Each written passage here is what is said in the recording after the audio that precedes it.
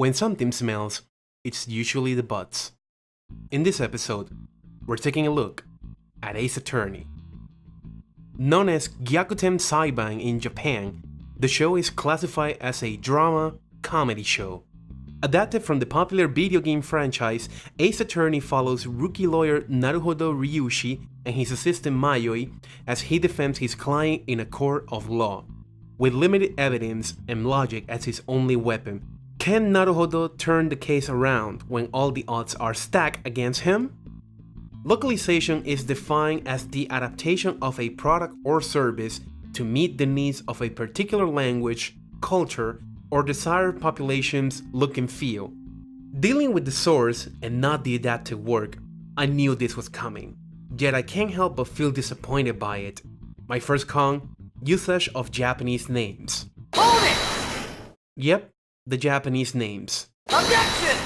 No use objecting. Lower Capcom has deemed it so. Objection overruled. The names Phoenix Wright, Mia Fey, and Larry Butts, among others, were replaced with Ryuichi Naruhodo, Shihiro Ayasato, and Masashi Yahari.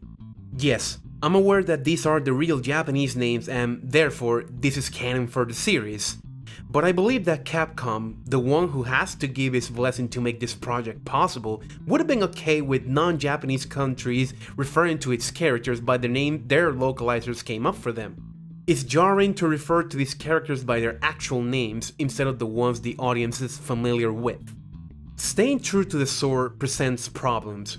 A director is expected to adapt material to fit the medium he's working on.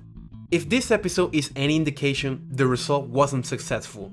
My second con: lack of distinctive framing. The framing on the source was a byproduct of both the hardware's limited specs and the format dictated by the genre, but that shouldn't limit the director to experiment with how information is presented in a non-interactive media. Shots felt very static. It doesn't say anything. It may have a purpose, but I prefer if the director experimented on that matter in upcoming episodes and make the series his own. The premise behind this argument is a double-edged sword. If this is the sharp side, there must be a dull side as well. More on this soon. One of the struggles of anime producers is to license music that fits the project at hand to use in its opening and ending. I'm happy to report that the work done in this area was successful. My first pro: opening and ending. The former produced by Johnny's West and the latter by Rei Yasuda, they stand as part of an anime soundtrack. The opening specifically harks back to songs used in anime openings of the last decade, which is fitting, considering the source debuted in this time frame as well. A clever choice by the producer. The ending song, in tandem with the animation, conveys the message of loss using Mia's little sister as a vehicle while serving adequately as a reminder that the episode ended. Let's revisit that sword analogy. If staying true to the source presents problems inherent of the medium, there must also be its upsides. My second pro: faithful adaptation. The first episode, with some changes to fit a pacing appropriate of televised media, not to mention a time limit, depicts accurately the tutorial case in the first Ace Attorney game.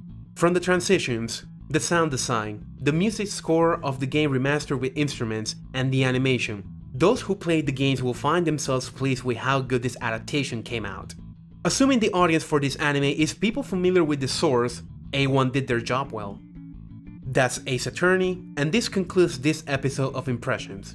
If you liked the video, give it a thumbs up, I'll appreciate it. Join me next time when we'll take a look at a superhero with no superpowers. Until then, with nothing more to say, signing out.